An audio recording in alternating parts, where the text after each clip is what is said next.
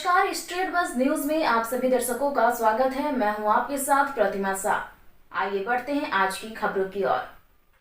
गया जिले के नीमचक बथानी में लोजपा के राष्ट्रीय अध्यक्ष चिराग पासवान ने अपने पिता स्वर्गीय रामविलास पासवान के आदमकद प्रतिमा का अनावरण किया। इस दौरान चिराग पासवान ने सभा को संबोधित किया। चिराग पासवान ने मीडिया से बात करते हुए कहा कि गया के नीमचक बथानी में अपने पिता स्वर्गीय रामविलास पासवान के आदमकद प्रतिमा के अनावरण के मौके पर पहुंचे हैं। चिराग पासवान ने बिहार सरकार पर जमकर प्रहार किया और कहा कि बेगूसराय और मणिपुर एवं बंगाल की घटना निंदनीय है और दुर्भाग्यपूर्ण है। इस तरह के मामले को लेकर राष्ट्रपति कदम उठाए। वहीं उन्होंने कहा कि रक्षा मंत्री ने कहा कि वह इस पर बहस करने को तैयार हैं, तो ऐसे में विपक्ष को सदन नहीं रोकना चाहिए, बल्कि एकमत राय बनाकर निर्णायक कदम उठानी चाहिए। जो विपक्ष चाहता है वही सत्ता पक्ष भी चाहता है। वहीं चिराग पासवान ने यह भी कहा कि राष्ट्रपति को इस पर कदम उठाना चाहिए। चिराग पासवान ने हाजीपुर सीट को लेकर अपने चाचा पशुपतिनाथ पारस के द्वारा लगातार किए जा रहे बयानबाजी पर भी कटाक्ष किया। उन्होंने कहा कि हाजीपुर सीट को लेकर मीडिया में बयानबाजी से बेहतर है कि आम राय बनाई जाए। मीडिया में हाजीपुर सीट को लेकर जो बयानबाजी दी जा रही है उससे गठबंधन की छवि खराब होती है।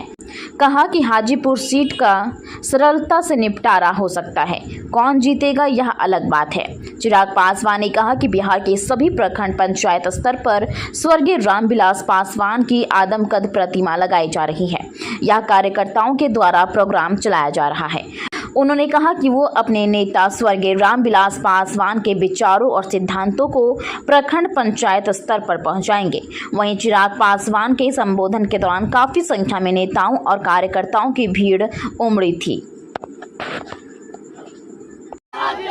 भाई आज गया में मेरे नेता मेरे पिता आदरणीय रामविलास पासवान जी की अतरी विधानसभा के अंतर्गत एक आदमकद प्रतिमा का अनावरण करना था।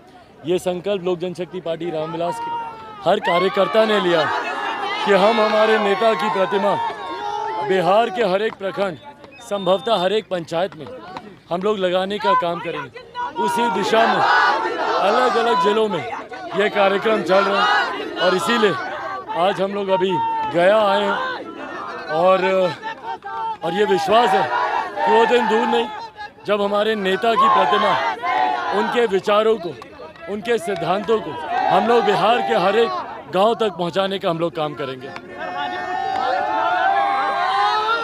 देखिए हाजीपुर की सीट कुछ लोग करते हैं दावा, पर ये सारी बातें गठबंधन के भीतर बैठकर करने वाली है। मीडिया में बैठकर दावे करने से कुछ नहीं होगा। गठबंधन के भीतर बैठकर चर्चा करें। इन तमाम बातों को मीडिया के बीच में इस तरीके से लाकर कहीं ना कहीं गठबंधन की छवि खराब होती है।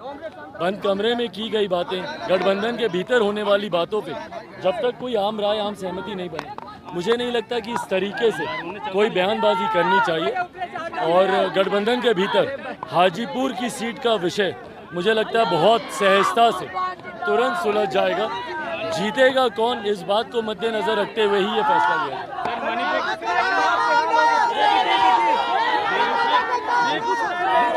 बेगूसराय वाली घटना जितनी अमानवीय है उतनी ही निंदनीय, शर्मनाक और अक्षम्य है। इससे ज़्यादा घृणित घटना समाज को शर्मसार करने वाली शायद ही कोई और।